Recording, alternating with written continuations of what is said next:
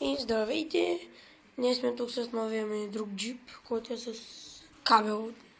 В смисъл, сенсорното му е свързано с кабел. Ето тук, чакайте. Ето тук. Така.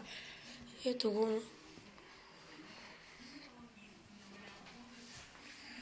Ето го.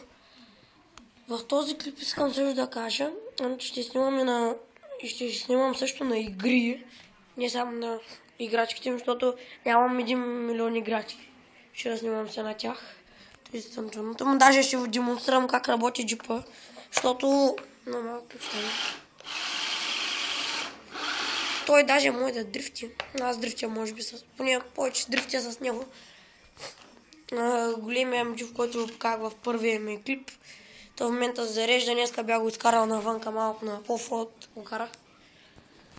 Тук авпуси, ето го долу.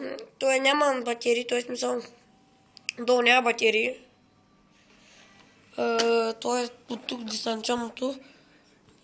Чакай, къде са батериите? Да. Значи ето тук са му батериите. Ето тук, отдолу. Ето, чакайте, секунд. В момент само да дойде осветление. Ето е тук. Тук се отваря. И тук са батериите. Тук залепир с изолироблант. Извинете, малко се болят. Изолироблант. За да може да го държа, защото болчето го пахнах. Да го е по-лесно да става. А пак иначе от тук се включва вече. От квалификационното штрак. Това е копия да откъде? От Джамбу. Опа, извиняйте, пръсъм беше на екрана. Това е копия от Джамбу. Също. Да, пластмасови съм гумите, не като много за големе. Ами, това е общо взето за това. За този джип, тъй като е много, ето отгоре, тъй като е от по-малък ти клипа няма да е кой знае колко голям.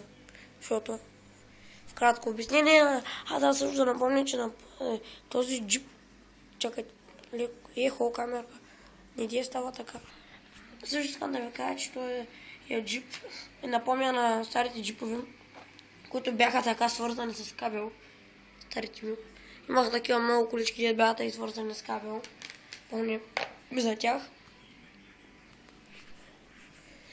Ами, довиждане. Да ви весели празници и чао!